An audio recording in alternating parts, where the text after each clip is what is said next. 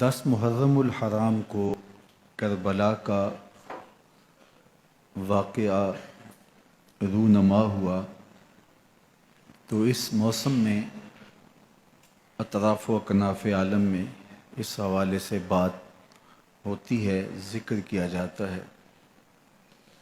اہل محبت حضرت امام حسین رضی اللہ تعالی عنہ کے حضور خراج عقیدت اور خراج محبت پیش کرتے ہیں۔ یہ حق و باطل کا معرکہ تھا، جھوٹ اور سچ کا مقابلہ تھا، ظلم اور عدل کا ٹکراؤ تھا، خیر اور شر کی لڑائی تھی، دو نظریات کا تصادم تھا۔ ایک طرف امام حسین رضی اللہ تعالی عنہ اور ان کے 72 جانثار تھے، اور دوسری طرف یزید اپنی تمام تر قوت کے ساتھ موجود تھا۔ حضرت امام حسین رضی اللہ تعالی عنہ سے مسلسل آخری وقت تک بیعت کا اصرار رہا، اور آپ آخری سانس تک یزید کی بیعت سے انکار کرتے رہے۔ حضرت امام حسین رضی اللہ تعالیٰ عنہ لڑائی کے لیے نہیں آئے تھے، ورنہ خواتین اور بچے ساتھ لانے کا کوئی مقصد نہیں تھا۔ آلات حرب و ضرب بھی نہیں تھے۔ عرب جو اپنے ساتھ سفر پہ معمول کی تلواریں اور اسلحہ جات رکھتے ہیں وہی تھے، اور آپ کو پیشکش بھی کی گئی۔ ترماح بن عدی بن حاتم نے، یہ حاتم تائی کا پوتا تھا، کہا کہ آپ میرے ساتھ ہمارے علاقے میں چلے جائیں۔ جب مختلف بادشاہوں نے عرب پر قبضہ کیا تو ہمارے قبائلی علاقے اس وقت بھی ان سے محفوظ رہے۔ ہم آزاد قبائل ہیں۔ میں چند دنوں میں آپ کی پشت پر 30,000 کا لشکر کھڑا کر دوں گا جو جانثار ہوگا۔ لیکن حضرت امام حسین رضی اللہ تعالیٰ عنہ نے ترماح بن عدی کی اس پیشکش کو قبول نہیں کیا اور آگے بڑھے۔ دشت نینوا میں، جسے دشت کربلا بھی کہتے ہیں، حر بن یزید ریاحی 500 سواروں کو ساتھ لے کر کے حضرت امام حسین کو محصور کر دیتا ہے، اور پھر یزید کا لشکر وہاں جمع ہونا شروع ہو جاتا ہے۔ 22,000 یا 30,000 کا لشکر امام حسین رضی اللہ تعالی عنہ کے اطراف میں لگا دیا گیا۔ 3 دن تک اس خانوادے کے لیے پانی بند کر دیا گیا۔ پانی کے بغیر تو انسان کی زندگی معطل ہو جاتی ہے، اور 3 دن کی مسلسل پیاس، اور پیاس میں بلکتے 6 ماہ کے بچے، خواتین اور بوڑھے۔ لیکن عزیمت کی راہوں کے یہ مسافر کسی صورت بھی یزید سے بیعت کرنے پہ آمادہ نہ ہوئے۔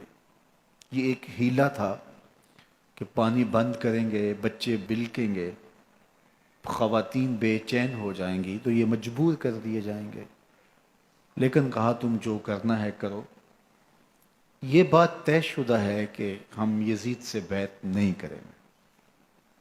پھر 3 ماہ پانی بند کرنے کے بعد حضرت امام حسین رضی اللہ تعالیٰ عنہ اور ان کے خاندان کو جس طرح ذبح کیا گیا، یہ ایک دردناک کہانی ہے۔ 72 افراد کربلا میں شہید کر دیے گئے۔ اہل حق کا یہ قافلہ بھوک اور پیاس سے نڈھال تھا، لیکن عزیمت کی راہوں کا یہ مسافر سرنگوں نہیں ہوا اور یزید کے ہاتھ پہ بیعت نہیں کی۔ امام حسین رضی اللہ تعالی عنہ آپ کے بیٹے، بھائی، بھتیجے، بھانجے، اعیان و انصار، محبین شہید کر دیے گئے۔ 70 لوگ آپ سے پہلے شہید کیے گئے، پھر امام حسین رضی اللہ تعالی عنہ شہید کر دیے گئے۔ سوید نامی ایک زخمی وہ چھری لے کر کے حملہ آور ہوئے اور وہ بھی شہید کر دیے گئے. یہ کربلا کے آخری شہید تھے جو حضرت امام حسین کے بعد شہید ہوئے. لیکن ان کی خون آشام تلواروں کی ابھی پیاس نہیں بجھی اور ان کی آتش غیظ و غضب ابھی ٹھنڈی نہیں ہوئی. شمز الجوشن حضرت علی اوسط جنہیں امام زین العابدین کے نام سے دنیا جانتی ہے، 14 سال کی عمر میں تھے، بیمار تھے، خیمے میں گھس کے ان کو بھی شہید کرنے لگا تو حمید بن مسلم نے کہا کہ کیا بچوں کو بھی شہید کیا جائے گا؟ تو وہ رک گیا. عمر بن سعد کے حکم نامے سے مقدس لاشوں پر گھوڑے دوڑائے گئے حتیٰ کہ ان کی ہڈیاں چور چور ہو گئیں اور شہیدوں کے سر نیزوں پہ چڑھا دیے گئے. حسین ابن علی اور ان کے آیان و انصار کاٹ دیے گئے. فتح کے نقارے بجے، جشن منائے گئے اور یہ قافلہ کربلا سے کوفے کی جانب روانہ ہوا. شہیدوں کے سر نیزوں پہ آگے آگے چل رہے ہیں اور اونٹوں کے اوپر حضور کی بیٹیاں، حضور کی شہزادیاں اور حضرت امام زین العابدین کو باندھا گیا ہے اور یہ تقدس مآب قافلہ کوفے پہنچتا ہے. ابن زیاد بہت خوش تھا کہ جیسے اس نے کوئی بہت بڑا کام کر لیا ہو. نواسہ رسول کا سر ایک تشت میں رکھا اس کے سامنے تھا اور وہ چھڑی سے آپ کے ہونٹوں اور آپ کے دانتوں پر ضرب لگاتا. حضرت زید بن ارقم رضی اللہ تعالی عنہ صحابی رسول اس مجلس میں موجود تھے. وہ کھڑے ہو گئے، غصے سے ان کا بدن کانپ رہا تھا اور آپ نے کہا، ظالم، چھڑی کو یہاں سے ہٹا لے. میں نے خود ان آنکھوں سے رسول اللہ کو یہ ہونٹ چومتے ہوئے دیکھا ہے. ابن زیاد غصے میں بپھرا ہوا بولا، اگر تو بوڑھا نہ ہوتا تو میں تیری گردن اڑا دیتا. حضرت زید بن ارقم روتے ہوئے دربار سے باہر نکلے اور ساتھ اہل کوفہ کو مخاطب کر کے کہا کہ اہل کوفہ، تم نے حسین ابن علی کو شہید کر دیا اور ابن مرجانہ کے غلام بن گئے. حضرت زینب سلام اللہ علیہا ایک کونے میں بیٹھی تھی، پرانے کپڑوں میں ملبوس. ایک وہ وقت بھی تھا کہ سیدہ زینب سلام اللہ علیہا جب کوفے میں آئیں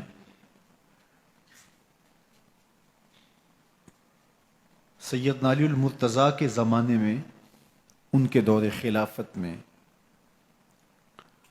دارالخلافہ کوفہ متعین ہوا تو یہ مدینے سے کوفے آئیں تو اس وقت کوفے کی معزز خواتین نے ان کا استقبال کیا. خلیفۃ المسلمین کی شہزادی، رسول اللہ کی بیٹی سیدہ فاطمہ الزہرا کا عکس حضرت زینب سلام اللہ علیہا کوفے میں داخل ہوئیں. تکریم، عزت اور وقار کے ساتھ آپ کا استقبال کیا گیا اور آپ خواتین کو درس قرآن دیتی، حضور کی شریعت سکھاتی. اور آج وہی کوفہ ہے، وہی دیوار و در ہے، اور وہی زینب ہے، اور آج زینب کے ساتھ حسین ابن علی کا کٹا ہوا سر ہے۔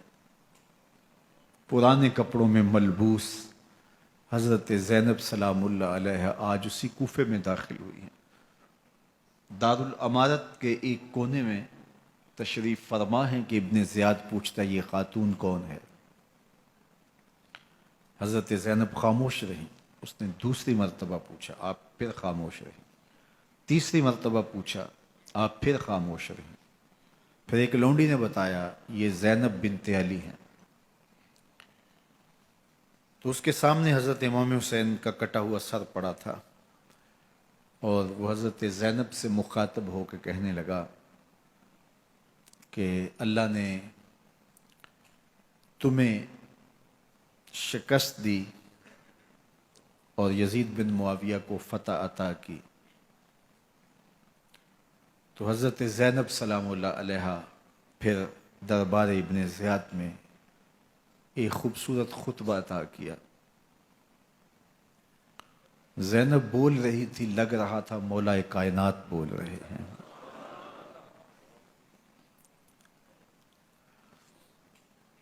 یہ خطبہ بامر مجبوری تھا، ابن زیاد کی خرافات کا جواب تھا۔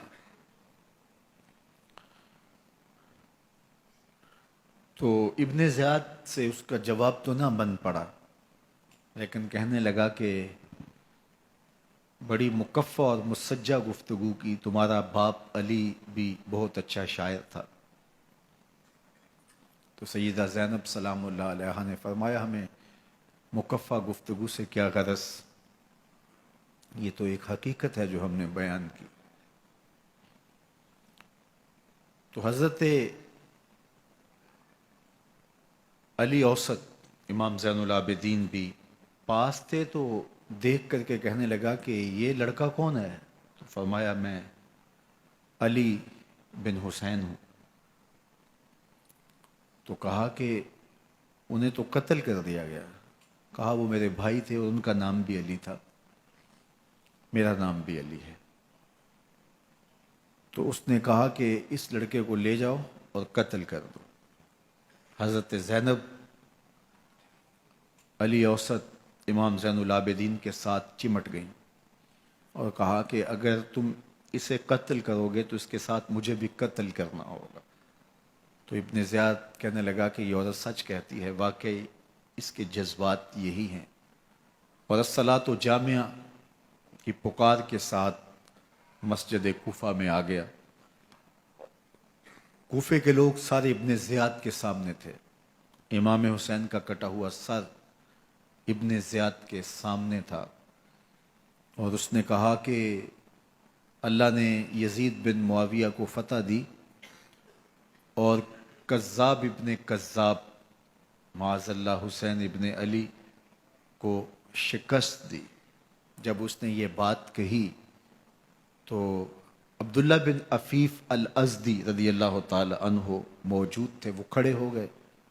غصے سے ان کا بدن کانپ رہا تھا، اور آپ نے پوری ہمت کے ساتھ ابن زیاد کو جواب دیتے ہوئے کہا، ظالم، حسین سچا، حسین کا باپ بھی سچا، تو جھوٹا، تیرا باپ بھی جھوٹا، جس نے تجھے امیر بنایا وہ بھی جھوٹا۔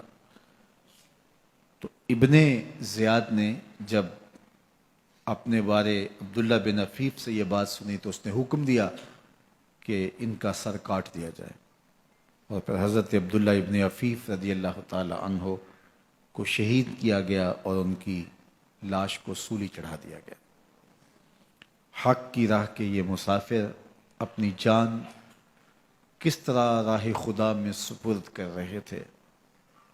اہل کوفہ سہمے ہوئے، ڈرے ہوئے ابن زیاد کے دربار میں بیٹھے تھے، اور امام حسین رضی اللہ تعالی عنہ کے قتل کا، ان کی شہادت کا انہیں دکھ تو تھا، لیکن ان کے اندر ہمت، طاقت اور توانائی نہیں تھی۔ ان کی تلواریں یزید کے ساتھ رہیں اور دل امام حسین رضی اللہ تعالی عنہ کے ساتھ رکھنے کی بات کرتے تھے۔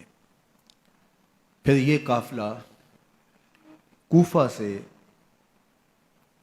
چلتے چلتے دمشق کی جانب عازم سفر ہوا. ایک اونٹ پہ تین تین لوگوں کو سوار کیا گیا تھا. امام زین العابدین کو سوار بھی کیا گیا اور بدن پر زنجیریں بھی باندھی گئیں، جکڑ کر کے سواری پہ بٹھایا گیا.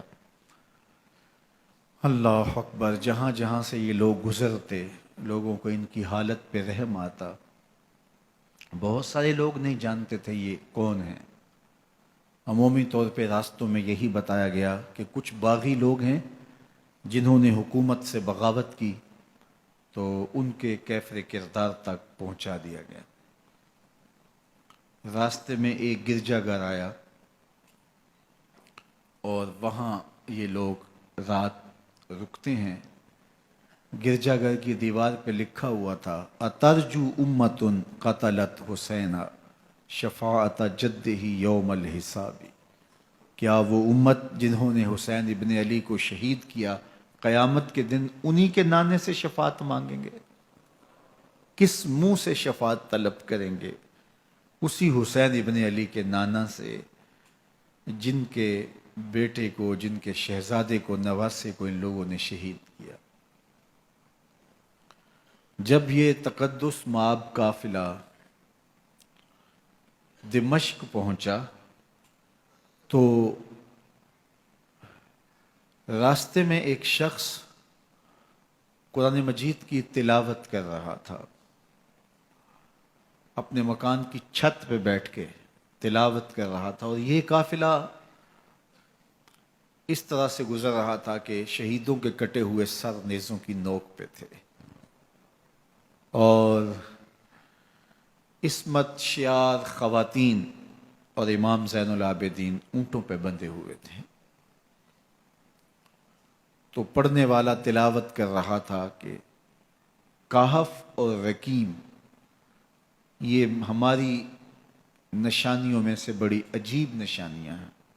تو جب وہ پڑھ رہا تھا تو سر حسین سے آواز آئی یا تالی القرآن، اے قرآن پڑھنے والا ہے، اصحاب کہف سے زیادہ عجیب قتلی و حملی، میرا قتل کرنا اور نیزے کی نوک پہ چڑھایا جانا ہے. یہ قافلہ یزید کے دربار میں پہنچتا ہے. یزید بہت خوش ہوا اور اس نے حضرت امام زین العابدین رضی اللہ تعالیٰ عنہ سے کہا کہ تمہارے باپ نے میری حکومت کے خلاف بغاوت کی اور وہ اپنے انجام کو پہنچے. تو آپ نے جواب میں قرآن مجید کی آیات کی تلاوت کی اور اہل بیت کے مناقب اور فضائل بیان کیے. سیدہ زینب سلام اللہ علیہ کا ایک خطبہ اہل بیت کی عظمت، مناقب اور فضائل میں یزید کے دربار میں اپنی انوکھی اور البیلی شان رکھتا ہے. یزید پہلے تو خوش ہوا، لیکن جب اس نے لوگوں کے چہرے دیکھے تو وہ پریشان ہو گیا. حتیٰ کہ یزید کے دربار میں ایک عیسائی سفیر آیا ہوا تھا، تو اس نے جب کٹے ہوئے سر دیکھے اور خستہ حال سادات کی شہزادیوں کو دیکھا تو اس نے کہا یہ کون لوگ ہیں؟ تو اسے بتایا گیا. تو اس نے بڑے تاسف کا اظہار کیا، کہا کتنے بد نصیب لوگ ہو، ہمارے پاس حضرت عیسیٰ علیہ السلام کے گدھے کا کھر موجود ہے اور ہم اسے بھی عزت کی جگہ پہ رکھے ہوئے ہیں، اور تم کتنے بدبخت ہو اپنے رسول کے نواسے کو شہید کر دیا. بے مروت بے وفا تیرا بھی کیا افسانہ ہے، جس نے اپنی ہی شمع کو گل کیا تو وہ پروانہ ہے. تو یزید نے جب لوگوں کے تیور دیکھے اور بدلتے ہوئے حالات دیکھے تو اس نے تعصف کا اظہار کیا اور کہا اللہ برا کرے ابن زیاد کا، وہ امام حسین کو میرے تک پہنچنے دیتا تو میں ان سے اچھا معاملہ کر لیتا. کچھ لوگ اس سے یزید کو بری الذمہ قرار دینے کی کوشش کرتے ہیں، لیکن یزید کے اپنے حکم سے سب کچھ ہوا۔ ابن اسیر نے لکھا ہے کہ جب یزید مرا تو ابن زیاد دمشق آ رہا تھا، اس کے ساتھ مسافر بن شریح بھی تھا، تو اچانک وہ کچھ سوچنے لگا۔ تو مسافر بن شریح نے کہا کہ ابن زیاد میں تمہیں بتاؤں تم کیا سوچ رہے ہو؟ کہا بتاؤ۔ کہا تم یہ سوچ رہے ہو کہ میں نے نواسہ رسول کو شہید کیوں کیا؟ تو کہنے لگا کہ یہ مجھے یزید کا حکم تھا، اور اگر میں نواسہ رسول کو شہید نہ کرتا تو وہ مجھے قتل کر دیتا۔ اور جب مسلم بن عقبہ کو مدینہ المنورہ کی حرمت کو پامال کرنے کے لیے اور حضرت عبداللہ ابن زبیر رضی اللہ تعالیٰ عنہ کی خلافت کے اعلان کے بعد مکہ المکرمہ پر حملے کے لیے جو یزید نے بھیجا، تو اس سے قبل اس نے ابن زیاد کو کہا کہ یہ کام تم کرو۔ تو ابن زیاد نے جو جواب دیا وہ یہ تھا کہ میں تمہارے کہنے پہ پہلے ہی نواسہ رسول کو شہید کر چکا ہوں، اب نواسہ رسول کو شہید کرنا اور کعبۃ اللہ کی حرمت کو پامال کرنا، یہ دو چیزیں میں جمع نہیں کروں گا۔ اور اس نے بادشاہ کے حکم کا انکار کر دیا۔ تو یزید نے امام حسین رضی اللہ تعالیٰ عنہ کی شہادت کا حکم دیا تھا ابن زیاد کو، اور یہ دو گواہیاں میں نے ابن زیاد سے آپ کے سامنے رکھی۔ باقی اس کا یہ سیاسی پینترا کہ وہ تعصب کا اظہار کرے، تو قاتل کی پشیمانی مقتول کی اہمیت تو بڑھا سکتی ہے، لیکن قاتل کے دامن سے قتل کا داغ نہیں دھو سکتی۔ تو حضرت امام حسین رضی اللہ تعالی عنہ کا قتل یزید کو اب نظر آ رہا تھا مجھے بہت مہنگا پڑے گا، آخرت تو برباد ہوئی ہی ہوئی، دنیا بھی میں نے برباد کر لی، اور میری حکومت بھی مستحکم نہیں رہ سکے گی۔ تو اب اس نے یہ کہنا شروع کر دیا کہ خدا برا کرے ابن مرجانہ کا کہ وہ راستہ دے دیتا اور امام حسین کو میرے تک پہنچ دیتا۔ حضرت امام زین العابدین سے اب وہ لجاجت کرنے لگا اور کہنے لگا کہ حضرت آپ کچھ ارشاد فرمائیے۔ تو آپ نے تین چیزیں ارشاد کی۔ آپ نے فرمایا ایک تو ہمیں خیریت سے مدینے بھیج دو، اور دوسری بات کہ قاتلان حسین کو ان کے کیفر کردار تک پہنچاؤ، اور تیسری بات مجھے دمشق کی جامعہ مسجد میں خطبہ جمعہ کی اجازت دو۔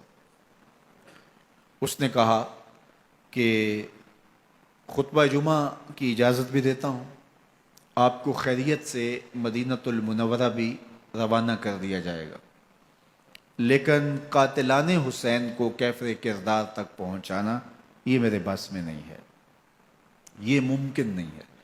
اب مجھے بتائیے، حاکم وقت ہو اور اتنا بڑا سانحہ اور واقعہ ہو گیا ہو، تو وہ وہیں کھڑے کھڑے معذرت کر لے کہ یہ اس بات کو رہنے دو، تو اس کا مطلب سمجھنے میں کسی بھی باشعور شخص کو دیر نہیں لگتی۔ اسے چاہیے تھا کہ وہ کہتا کہ میں اس کی تحقیق کروا کے جو بھی مجرم ہے وہ کیفر کردار تک پہنچے گا، اور آپ نہ بھی کہتے تو یہ میں کرتا چونکہ میں حاکم وقت ہوں۔ لیکن اس نے فوراً کہا کہ یہ ممکن نہیں ہے، تو اس کا مطلب کیا کہ مجرم میں خود ہوں، تو میں اس سے جو ہے وہ بچنا چاہتا ہوں۔ تو اس نے حضرت امام زین العابدین کو کہا دو شرطیں تو قبول ہیں، لیکن یہ تیسری شرط قبول نہیں ہے اور یہ ممکن نہیں ہے۔ تو یہ واضح اس بات کا اشارہ ہے کہ یزید کے حکم سے، اس کی منشا سے اور اس کے کہنے سے حضرت امام کو شہید کیا گیا، اور اس نے حضرت امام حسین رضی اللہ تعالی عنہ کے مبارک لبوں پر چھڑیاں بھی ماری اور آپ کے دانتوں پر ضربیں لگائیں چھڑیوں کی۔ وہ تو ایک صحابی وہاں موجود تھے جو کھڑے ہو گئے، انہوں نے کہا ارفع ھذا القدیب عن ھاتین الشفتین، ان ہونٹوں سے چھڑی ہٹا لے، میں نے ان آنکھوں سے رسول اللہ کو یہ ہونٹ چومتے ہوئے دیکھا ہے۔ جس طرح ابن زیاد کے دربار میں ہوا تو یہاں بھی ہوا۔ اللہ اکبر۔ تو یزید اپنے تئیں خوش تھا، لیکن لوگوں کے احتجاج کی سکت نہیں لا سکتا تھا کہ نواسہ رسول کو شہید کر دیا گیا، تو وہ یوں اپنی بات کو چھپانا چاہتا تھا، اور بات ابن مرجانہ ابن زیاد پہ ڈالنا چاہتا، لیکن ابن زیاد کہتا ہے کہ اگر یزید کے کہنے پہ میں امام حسین کو قتل نہ کرتا تو میں قتل کر دیا جاتا، اور میں غزوہ کعبہ اور قتل امام حسین دونوں کو جمع نہیں کر سکتا، لہٰذا اب میں یزید کا یہ حکم نہیں مانوں گا، اس نے پہلے مجھ سے بہت بڑی زیادتی کروائی ہے۔ یہ تاریخ کی معتبر کتابوں کے اندر موجود ہے۔ اب یزید نے کہا دو باتیں مان لیتا ہوں، آپ کو مدینہ المنورہ بھی رخصت کر دیتے ہیں، اور دوسرا آپ کو مسجد دمشق میں خطبہ کی اجازت بھی دیتے ہیں۔ اللہ اکبر، یہ وقتی تصرف تھا اس کا، ورنہ یہ کون ہے اجازت دینے والا؟ ممبر تو حسین ابن علی کے نانے کا ہے۔ خیر، مسجد دمشق میں گئے، لوگوں کا ہجوم تھا، حضرت امام زین العابدین ممبر پہ جلوہ فراز ہوئے، خطابت تو ان کے گھر کی لونڈی ہے، تو جب آپ نے کھڑے ہو کر کے خطبہ دیا اور فضائل و مناقب اہل بیت بیان کیے، لوگوں کے سینوں کے اندر آتش محبت اہل بیت کی جوش مارنے لگی۔ یزید ڈر گیا کہ اگر کچھ دیر خطبہ جاری رہا تو کہیں ایسا نہ ہو کہ لوگ میرے خلاف اٹھ کھڑے ہوں، تو اس نے مؤذن کو اشارہ کیا اور وہ اذان دینے لگا، تو اس نے کہا اللہ اکبر اللہ اکبر، تو حضرت امام زین العابدین نے کہا اس میں کوئی شک نہیں کہ اللہ سب سے بڑا ہے۔ پھر کہا اشہد اللہ الہ الا اللہ، تو امام زین العابدین نے فرمایا کہ ہم نے اس بات کی اپنے خون سے گواہی دی ہے کہ اللہ کے علاوہ کوئی معبود نہیں ہے۔ پھر اس نے کہا اشہد ان محمد رسول اللہ، تو حضرت امام زین العابدین نے یزید کی آنکھوں میں آنکھیں ڈال کے کہا یزید دیکھ، اذان میں تیرے نانے کا نام ہے یا میرے نانے کا نام ہے؟ تو حسین ابن علی رضی اللہ تعالیٰ عنہ کا نام کبھی بھی مٹنے والا نہ زیاد کا وہ ستم رہا، نہ یزید کی رہی وہ جفا، رہا تو نام حسین جسے زندہ رکھتی ہے کربلا۔ یزید نے امام حسین رضی اللہ تعالیٰ عنہ کو راستے سے ہٹا دیا، اس کا خیال تھا کہ یہ باغی ہیں اور میں ان کو کچل دوں۔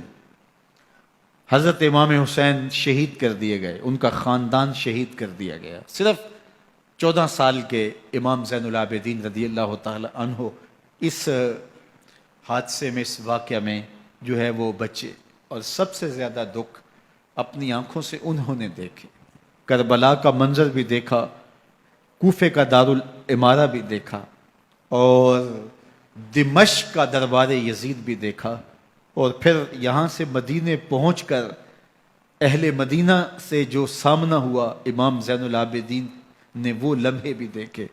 کہتے ہیں اس واقعہ کربلا کے بعد حضرت امام زین العابدین کبھی ہنسے نہیں تھے، جب بھی پانی پینے لگتے تو رو پڑتے، انہیں شاید سکینہ کی پیاس یاد آ جاتی تھی۔ امام زین العابدین کا رنگ زرد ہو جاتا جب کربلا کی یاد آتی، اور بسا اوقات شہر سے وحشت ہونے لگتی اور دور باہر نکل جاتے اور جا کر کے وہاں خیمہ گاڑ لیتے اور مہینہ مہینہ وہاں ذکر و فکر اور عبادت میں لگے رہتے۔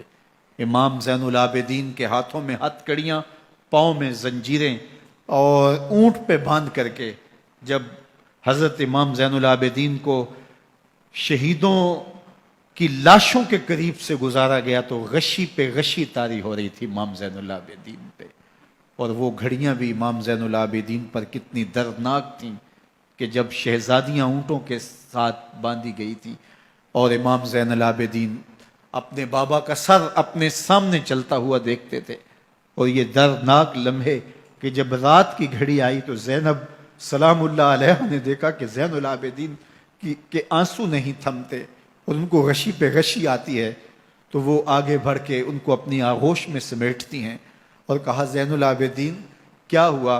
کہا کہ پھپھو جان اگر ہو سکے تو بابا کا سر کچھ دیر کے لیے میری گود میں نہیں آ سکتا ہے۔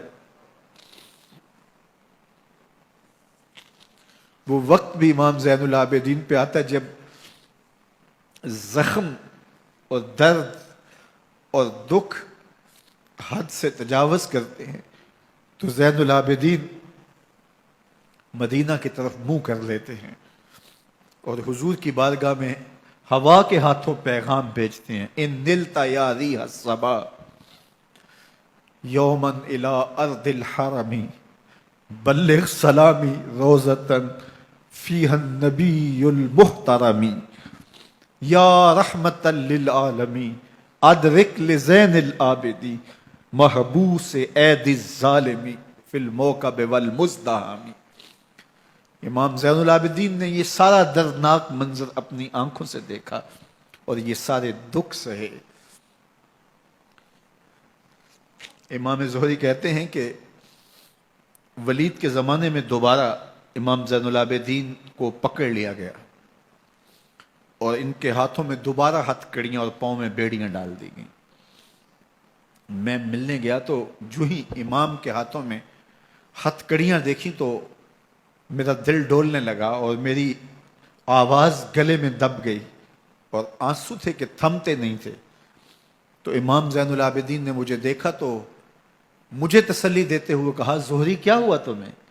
تو میں نے کہا حضرت کربلا میں تھوڑے دکھ دیکھے تھے اور اب یہ حالت مجھ سے دیکھی نہیں جا رہی۔ تو امام زین العابدین نے ان زنجیروں کو اور ان ہتھ کڑیوں کو جن سے آپ جکڑے گئے تھے جھٹکا دیا، لوہے کی زنجیریں ٹوٹ گئیں۔ کہا زہری ہم اللہ کی تقدیر پہ راضی ہے ورنہ یہ زنجیریں کیا ہوتی ہیں۔ امام زین العابدین کو اللہ نے عزتوں سے نوازا تھا، ہر دور کے حاکم وقت ڈرتے تھے اور ان کی عزت سے حسد کرتے تھے۔ ولید بن عبد الملک بنو امیہ کا بڑا تگڑا حکمران گزرا ہے۔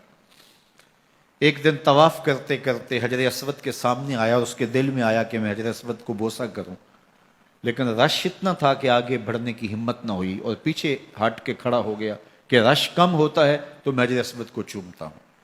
اتنے میں امام زین العابدین رضی اللہ تعالی عنہ وہ بھی طواف کرتے کرتے حجر اسود کے قریب آئے، ایک لمحے کے لیے توقف کیا، لوگوں نے راستہ چھوڑ دیا۔ امام زین العابدین آگے بڑھے، حجر اسود کو چوما، پھر آگے بڑھ گئے۔ ولید بن عبد الملک کو بڑا غصہ آیا کہ لوگوں نے میرے لیے تو راہیں نہیں چھوڑی اور زین العابدین کے لیے راہیں چھوڑ دی ہیں۔ تو وہ اپنے درباری شاعر کو، فرزدق کو جو اس کے ساتھ کھڑا تھا، اس کو پوچھتا ہے من ھذا، یہ کون ہے؟ حالانکہ اسے پتا تھا یہ امام زین العابدین ہے۔ بعض اوقات سوال تفہیم کے لیے کیا جاتا ہے، سمجھنے کے لیے کیا جاتا ہے، اور بعض اوقات سوال تحقیر کے لیے کیا جاتا ہے۔ جس طرح کسی شخص کو آپ پسند نہ کرتے ہو اور وہ کوئی کام کرے تو آپ کہتے ہیں یہ کون ہے، یہ کون ہے؟ تو اس نے کہا من ھذا، یہ کون ہے؟ اب فرزدق شاعر تھا اور درباری شاعر تھا، اسے اچھی طرح پتا تھا کہ من ھذا سے بادشاہ کیا سننا چاہتا ہے، لیکن آج اس کی غیرت ایمانی جاگی۔ بادشاہ نے کہا من ھذا، یہ کون ہے؟ تو فرزدق نے بادشاہ کی آنکھوں میں آنکھیں ڈال کے کہا بادشاہ تو نہیں جانتا یہ کون ہے؟ اس کو تو بطحا کے سنگ ریزے بھی جانتے ہیں، اس کو تو زمین والے بھی جانتے ہیں، آسمان کے فرشتے بھی جانتے ہیں۔ یہ فاطمہ کا بیٹا ہے، یہ علی کا شہزادہ ہے، یہ رسول اللہ کا نواسہ ہے۔ تیرا من ھذا کہنا اس معرفہ کو نکرا نہیں کرے گا، یہ کل بھی معرفہ تھا، یہ آج بھی معرفہ ہے۔ کھڑے کھڑے امام زین العابدین کی شان میں ایک طویل قصیدہ لکھ دیا۔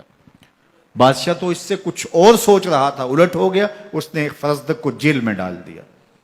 امام زین العابدین کو پتا چلا آپ نے اشرفیوں کی 2 تھیلیاں خادم کے ہاتھ بھیجی، یہ ہماری وجہ سے تمہارے اوپر یہ افتاد پڑی ہے۔ تو اس نے تھیلیاں قبول کی، چوما آنکھوں سے لگائیں اور پھر خادم کے ہاتھ میں دیتے ہوئے کہا امام کو میرا سلام دے دینا اور کہنا حضرت ساری زندگی نے ٹگوں کے لیے، ان پیسوں کے لیے، اشرفیوں کے لیے شاعریاں کی ہیں، یہ جو میں نے قصیدہ لکھا ہے آپ کے نانا کی شفاعت کے لیے لکھا ہے، جو دلوں کو فتح کر لے وہی فاتح زمانہ۔ امام حسین کو تو کاٹ دیا گیا نا، اس لیے کاٹ دیا گیا کہ یہ ہماری حکومت سے بغاوت کر رہے ہیں، انہوں نے یہ کہا، بہانہ یہ بنایا، نظم حکومت میں یہ مخل ہو رہے ہیں، لہٰذا انہیں شہید کر دیا گیا۔ نہ صرف انہیں شہید کیا گیا، سر کاٹے گئے، نیزوں کی نوک پہ چڑھائے گئے، لاشوں پہ گھوڑے دوڑائے گئے۔ کیا کیا ظلم تھا، کیا کیا جبر تھا جو روا نہیں رکھا گیا۔ پیاسا رکھا گیا، بھوکا رکھا گیا، 6 ماہ کے بچے بھی نہیں چھوڑے گئے۔ امام حسین جب حضرت علی اصغر کو اپنے ہاتھوں پہ اٹھا کے فرات کے کنارے جا کھڑے ہوئے تو آپ نے اشقیاء سے مخاطب ہو کے کہا کہ تمہاری لڑائی تو مجھ سے ہے، اس 6 ماہ کے بچے نے تمہارا کچھ نہیں بگاڑا۔ چلو سے پانی بھرا تاکہ اصغر کا حلق تر ہو جائے، تو پانی ابھی حلق تک نہیں پہنچا، 2 شاخہ سنسناتا ہوا تیر آیا اور علی اصغر کا گلا چیر گیا۔ اور کہتے ہیں وہ جو تیر تھا جو حضرت علی اصغر کا گلا چیر کے آگے گزرتا ہے، وہ تیر تھا جو جانوروں کو مارنے کے لیے استعمال کیا جاتا ہے۔ گردن لٹک جاتی ہے، خون بہنے لگتا ہے۔ امام حسین اس خون کو آسمان کی طرف اچھال کے کہتے ہیں مالک حسین کی یہ قربانی بھی قبول فرما لے۔ نسل مٹا دی گئی، شہید کر دیے گئے، گھوڑے دوڑائے گئے، سادات کرام عصمت شعار پیغمبر زادیوں کو اونٹوں پہ بٹھایا گیا، رسیوں سے جکڑا گیا، چادریں چھیننے کی کوشش کی گئی، کیا کچھ نہیں ہوا۔ تاریخ دردناک ہے، اور یہ پیغمبر کے ماننے والوں نے، کلمہ پڑھنے والوں نے یہ سب کچھ کیا۔ بے مروت، بے وفا، تیرا بھی کیا افسانہ ہے، جس نے اپنی ہی شمع کو گل کیا تو وہ پروانہ ہے۔ لیکن یزید کی دلیل یہ تھی کہ یہ حکومت کا نظم چلتا ہے، اسے چلنے دیا جانا چاہیے، انہوں نے کیوں رکاوٹ ڈالی ہے، لہٰذا یہ باغی ہیں، ان کو کاٹ دیا جائے۔ میں کہتا ہوں امام حسین کو شہید کر دیا گیا، ان کے اعیان و انصار کو شہید کر دیا گیا، پورے خاندان کو پیاسا رکھ کے ذبح کر دیا گیا، 6 ماہ کے بچے بھی نہیں چھوڑے گئے، 80 سال کے بوڑھوں کو بھی شہید کیا گیا، خواتین کو اونٹوں پہ بٹھایا گیا، اور گلی گلی عصمت معاب پیغمبر رحمت کی شہزادیوں کو کوفے اور دمشق کے بازاروں کے اندر بھرایا گیا۔ تو مجھے بتائیں اس کے بعد یزید کی حکومت نے کیا کیا، ان کا کیا کارنامہ تھا؟ کتنے محدث پیدا ہوئے، کتنے مفکر پیدا ہوئے، کتنے جرنیل پیدا ہوئے، کتنے صوفی پیدا ہوئے؟ کون تھا جو ان کے تخت و تاج اور ان کی حکومت جس کو بچانے کے لیے اتنا بڑا حادثہ کر دیا اور پیغمبر کے بیٹوں کو شہید کر دیا؟ تو کیا پھر اس حکومت نے کیا یزید نے؟ یزید کا اپنا بیٹا تخت پہ بیٹھنے کے لیے تیار نہیں تھا۔ 6 ماہ کے بعد اس کی لاش گھر سے نکلی، اس نے کہا کہ یہ تخت جو ہے وہ آل رسول کے خون پہ بنا ہے، میں اس پہ نہیں بیٹھوں گا، اور رسوا ہو گئے۔ اور یزید جس کو زوم تھا کہ میں اتنی بڑی سلطنت کا مالک ہوں، اس کو بچانا ہے، اس سلطنت نے اسلام کے لیے کیا کیا؟ مجھے بتاؤ، کون سے جرنیل پیدا کیے، کون سے حکمران پیدا کیے، اس نے کون سے توانا لوگ پیدا کیے، کون سے محدث، کون سے مفکر، کون سے مسلح پیدا کیے؟ اور جس خاندان کو کاٹ دیا گیا، صرف ایک 14 سال کا علی اوسط زین العابدین بچا۔ اور ذرا حسین ابن علی کی نسل دیکھو، جعفر صادق کس نسل سے ہیں، باقر العلوم کس نسل سے ہیں، حضرت غوث اعظم کس کے شہزادے ہیں، حضرت داتا گنج بخش علی حجویری کس کے بیٹے ہیں، اور حضرت معین الدین چشتی اجمیری کس کے بیٹے ہیں؟ آج زمانے کو جو بھی دیا ہے حسین کے بیٹوں نے دیا ہے۔ یزید تخت بچا کر بھی امت کو کچھ نہ دے سکا، اور امام حسین نے سب کچھ لٹا کے امت کو ایمان کی بہاریں عطا کر دی۔ آج جہاں بھی ممبر و محراب کی رونق نظر آ رہی ہے، اس کے پیچھے حسین کا کوئی بیٹا کھڑا ہوا نظر آئے گا۔ اللہ اکبر! اس دین کے خاکے میں رنگ ہی حسین ابن علی کے خون نے بھرا ہے۔ حسین اگر نہ شہید ہوتا تو آج گھر گھر یزید ہوتا، اسلام کی عظمت عیاں نہ ہوتی، خدا کے گھر میں اذان نہ ہوتی، بار الہا نوحہ سناتا پھرتا، تا روز جزا اشک بہاتا پھرتا، امداد نہ کرتے اگر کربلا میں حسین، اسلام تیرا ٹھوکریں کھاتا۔